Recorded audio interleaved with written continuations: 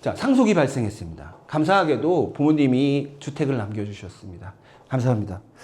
그러나 혹시 내가 가진 주택을 2026년 5월 10일 이후에 팔 때 그 상속주택 때문에 이후에 중과세가 적용되지는 않을까 걱정입니다. 안녕하세요. 세금 아는 형 해결사 염지훈 세무사입니다. 오늘은 상속주택을 보유하신 분들을 중심으로 다주택 중과 여부 설명해 드리겠습니다. 오늘 또 좋아요, 구독 눌러주시고 주변에 계신 분들, 특히 다주택자분들에게 이 영상 공유하는 거 잊지 마세요. 지난 시간에 이어서 다주택 중과에서 제외되는 주택 굉장히 많아요. 그 중에서 우리는 지난 시간에 1번, 2번, 12번을 설명했다. 오늘은요, 7번의 상속주택과 이쪽 우측에 기준시가 1억 이하 주택에 대해서 이 부분들이 쉬운 것 같은데 여러분들이 많이 잘못 알고 있어. 잘못 알고 있으면 얼마야? 운이 나쁘면 2억 5천에서 3억 이상을 더 세금을 내야 돼. 판 다음에 후회해도 그때는 이미 늦으리. 자, 먼저 상속주택과 관련된 오해와 진실을 설명해 드리겠습니다. 자, 부모님이요, 상속주택을 하나 남기셨어요. 그리고 서울에 거주 중인 이 양도차, 이 8억가 보유기간 8년 된 이 주택이 있다. 자, 나도 다주택자가 아니야? 근데 정말 많은 분들이 이렇게 생각하고 있다는 거죠. 자, 상속주택은 주택수에서 빠져. 그리고 5년 동안은 얘를 먼저 팔든 중과에서 제외돼. 이게 바로 오해입니다. 왜? 이 상속주택이 하나일 때는 상관이 없어요. 그리고 내가 부모님하고 같이 안 살다가 독립세대인 상태에서 돌아가셨다면 그 말씀이 맞아요. 그리고 잊지 말아야 되는 거. 계속이 아니야. 5년 동안만 중과가 안 된다. 근데 이 부분 또 얘기하면 야, 중과가 문제가 아니라 뭐도 돼? 비과세도 돼. 이렇게 얘기하면 저도 알아요. 오늘은 중과가 배제되는 주택 설명인데 잘 활용하면, 자, 내가 집이 하나 있었어. 그 다음에 상속주택을 하나 받았어. 근데 요걸 팔아. 이게 없었으면 뭐죠? 1세대 1주택이죠. 비과세죠. 2년 거주 요건 등을 다 갖췄다면. 근데 또 꼬이다 보면 2주택 중과도 받을 수 있다. 자, 그래서 조금 더 구체적으로 법령을 보겠습니다. 자, 이게 바로 그 큰 화면에서 7번을 좀 확대한 건데요. 상속주택을 팔면 설령 중과 대상이라 하더라도 중과를 배제하겠다. 이유는 뭐야? 아, 내가 받고 싶어서 받았어? 어쩔 수 없이 상속이 발생했으니까 받은 거지. 그렇다고 해서 상속주택이 몇 채이든 내가 부모님하고 같이 살았든 안 살았든 무조건 주택수에서 빼주지 않는다는 거죠. 근데 많은 사람들이 이 부분에서 큰 오해를 하고 있어. 상속주택은 무조건 빠진다고 잘못 생각하고 있는 거죠. 자, 그래서 조항을 보면요. 이 조항에 이렇게 돼 있어.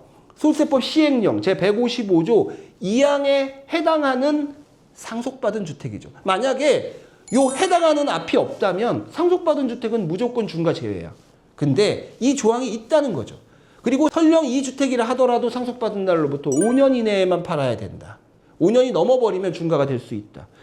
조건이 두 개예요. 피상속인가? 상속 개시 당시에 별도 세대여야 했다. 즉 부모님과 나랑 같이 살았다. 그러면 또 이 동고몽양 요건 뭐 좀 복잡해져. 그러니까 독립세대인 사람이 상속받고, 그리고 피상속인에게 주택이 하나가 아닌 2개, 3개, 4개 이런 분들이 있어요. 주택이 여러 채 갖고 있다 돌아가신 분들이 있는데 그럴 때는 그 모든 주택을 다 중과 배제하지는 않겠다. 그중에 뭐 딱 한 채만 중과 배제하겠다. 근데 삼형제야. 큰아들, 작은아들, 셋째 아들. 근데 이 보유기간이 가장 긴 주택 하나만 중과 배제가 되는데 이 형제들에게 주택이 원래 있어? 근데 또 하나씩 받아. 근데 이때 생각해야 돼. 나는 그중에 아버님이 보유한 기간이 가장 긴 그 주택을 내가 받으면 적어도 중과 적용은 되지 않겠구나. 그러니까 보유기간이 가장 긴 걸 내가 받아야 돼. 여러 채라면. 근데 하나야. 하나면 문제가 없어. 2개 이상일 경우. 이걸 이렇게 만들어 놓은 이유가 뭘까요? 상속주택이든 뭐든 주택이 많은 사람들한테 주는 혜택을 최소화하려고 그중에 한 개의 혜택만 혜택을 준다는 거죠. 근데 이 부분들을 많은 분들이 상속주택이라면 무조건 중과 제외된다고 착각하고 있다. 이거 오늘 저랑 확실하게 알고 가야죠. 근데요, 내가 소수지분자야. 소수지분자는 또 뭐냐면요. 삼형제가 주택을 하나 상속받았어. 하나 상속받았으면 잘 돼봐야 이제 5년이죠. 근데 큰형이 40%, 둘째, 셋째가 30% 받았어. 이거는 뭐 많이 받은 것도 아니고 그런 사람이 소수지분자죠. 이런 소수지분자 30%씩 받은 사람들은 설령 5년이 지나도 그리고 이 요건 따지지 않고 소수지분자들은 선순위든 5년이든 이런 거 따지지 않고 이 다음에 중과를 적용하지는 않겠다.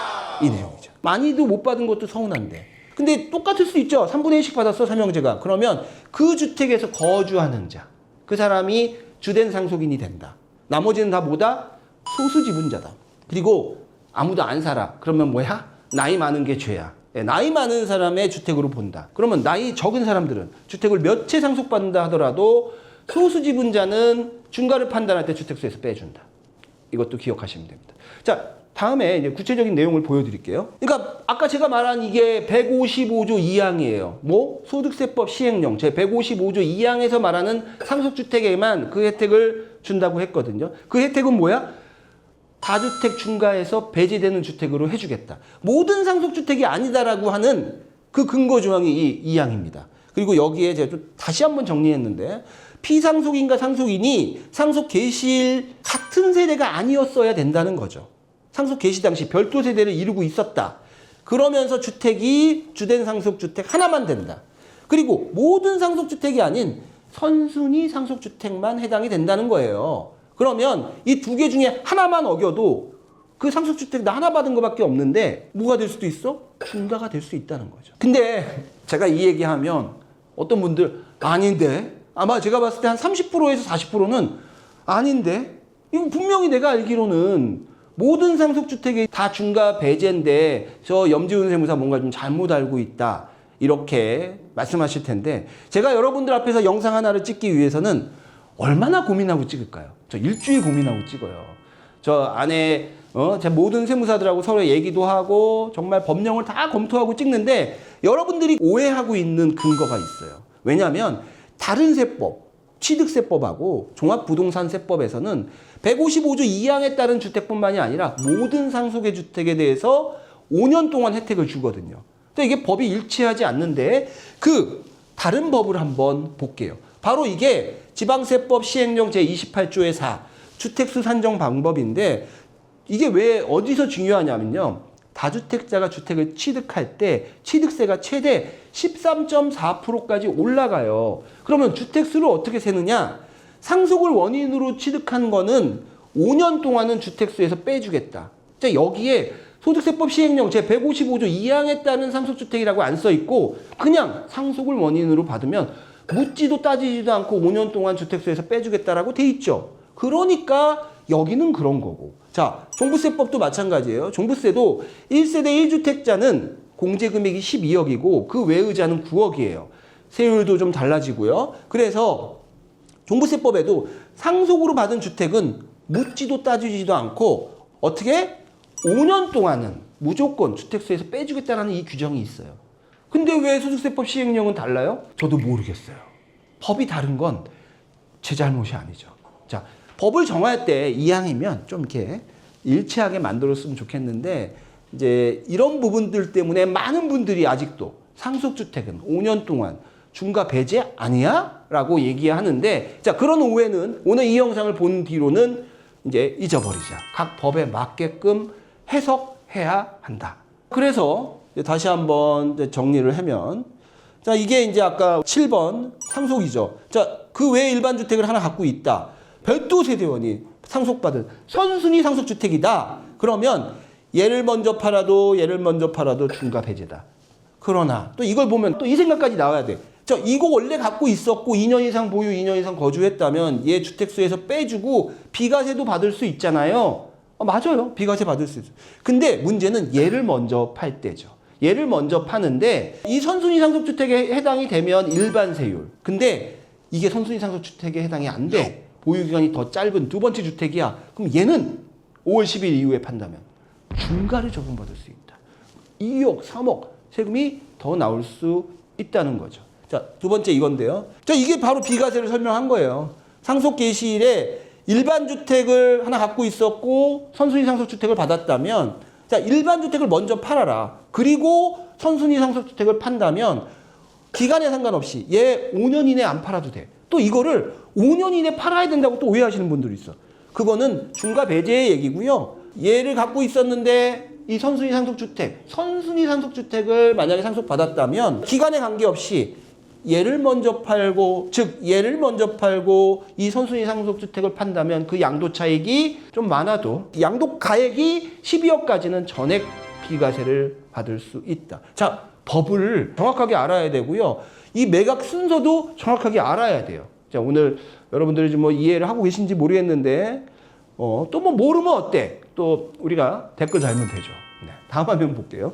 근데 이제 아까 이제 우리가 소수 지분자 얘기했어요. 이제 주로 저 삼형제, 제가 삼형제를 해갖고 삼형제를 좋아하는데 이 세 명이 집 하나를 받았다. 그러면 이 별도 세대인 주택 상속인이 집이 하나밖에 없으니까 별도 세대이기만 하면 돼. 이 별도 세대원인 주택 상속인이 이 주택을 상속받았다면 이 주택 상속인이 누군지를 판단할 때 자, 뭐야? 지분율이 가장 큰 자가 1번이다. 그리고 지분율이 제일 중요하다. 근데 똑같으면 양도 당시에 이 주택을 양도할 때 해당 상속주택에서 거주하는 자가 중요하다. 대부분 이제 1번하고 3번이 중요하죠. 거기서 아무도 안 살았을 확률이 높죠. 그러면 3번. 지분율이 똑같다면 나이 많은 게 죄다. 그래서 이제 이 사람의 주택이 된다. 이 사람이 주택이 되는 순간은 뭐야? 5년 이내. 이 사람은 5년 이내에 팔아야 중과 배제가 된다는 얘기고요. 이 외의 소수 지분자, 동생들, 이 동생들은 5년 이내에 팔아도 중과 배제, 5년 지난 후에 팔아도 중과 배제 및 주택수에서 아예 제외가 된다. 지금 내 상황이 어떤 상황인지 생각해야 된다는 거죠. 자, 그런데요. 자, 오늘 하나만 이야기하기는 좀 아쉬움이 남아서 아까 우리 큰 거 2개 있었죠? 그 중에 우측에 있는 거예요. 자, 왼쪽에 있는 건 2주택 이상인 모두에게 적용되는 거고 우측에 있는 이거는 여기 이렇게 써 있어. 2주택인자만 해당이 된다. 자, 이거 다 읽어보시는데 그 중에 제가 18번. 기준시가가 1억 이하인 주택. 이 주택이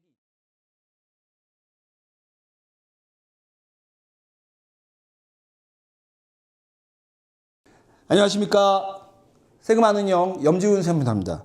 어제 8시에 제가 영상을 하나 올렸는데요. 뭘 올렸냐면 상속주택 관련해서 중과 배제되는 것들과 기준시가 1억 이하의 1주택가, 그 다음에 서울에 집이 하나 있을 경우, 이럴 경우에 중과 배제되는 규정이 있다. 이렇게 말씀드렸죠. 자, 2주택일 때만 해당이 된다. 얘와 얘 2주택일 때만 해당이 된다. 그러면서 얘도 중과배제, 얘도 중과배제라고 제가 설명을 드렸어요. 그랬는데 와, 저보다 더 훌륭하신 분이 세법을 보고 저의 오류를 지적하셨습니다. 일단 제가 오류를 남겼던 거 죄송합니다.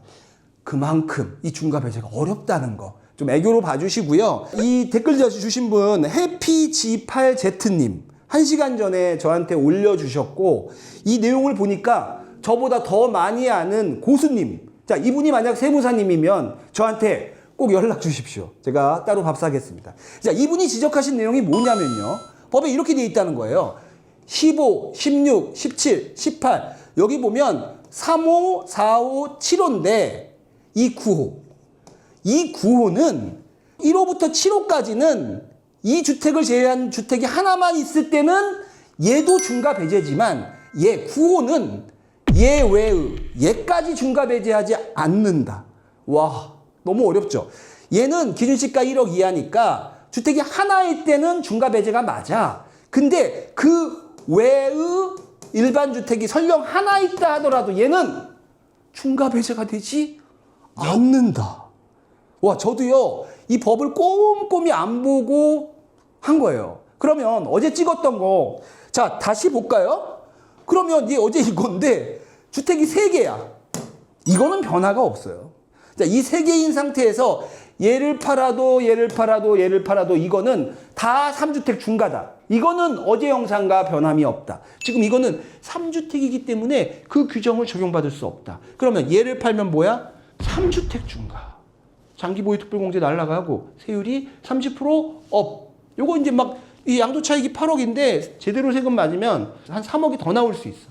각별히 유의해야 합니다. 그래서 중과 배제 no. 자, 2주택 중과 아니죠. 3주택 중과가 될 수 있다는 여러분들이 많이 오해하고 있는 내용 중에 하나입니다. 그러나 제가 어제 이렇게 얘기했다고요. 이거 외에 이것 먼저 팔아도 중과가 배제된다라고 얘기했죠. 죄송해요. 네, 법을 조금 잘못 봤어. 4년 만에 시행되는 다주택 중과다. 그래서 세무사들도 이렇게 틀릴 수 있다는 인간적인 면을 다시 한번 사과드립니다. 자, 그래서 남기신 분 내용 다시 한번 얘기하면 이거 왜 2주택이 하나가 있을 때 얘를 먼저 팔아도 얘네들을 먼저 팔아도 중과 배제다. 그러나 이 기준시가 1억 이하는 얘를 팔면 2주택인 상태에서 얘를 팔면 중과 배제다. 그런데 얘를 먼저 팔면 중과 배제가 얘는 아니다. 제가 먼저 찍은 그 영상 퍼져나가도 제가 이것까지 같이 퍼뜨려 주세요. 이것 반영해야.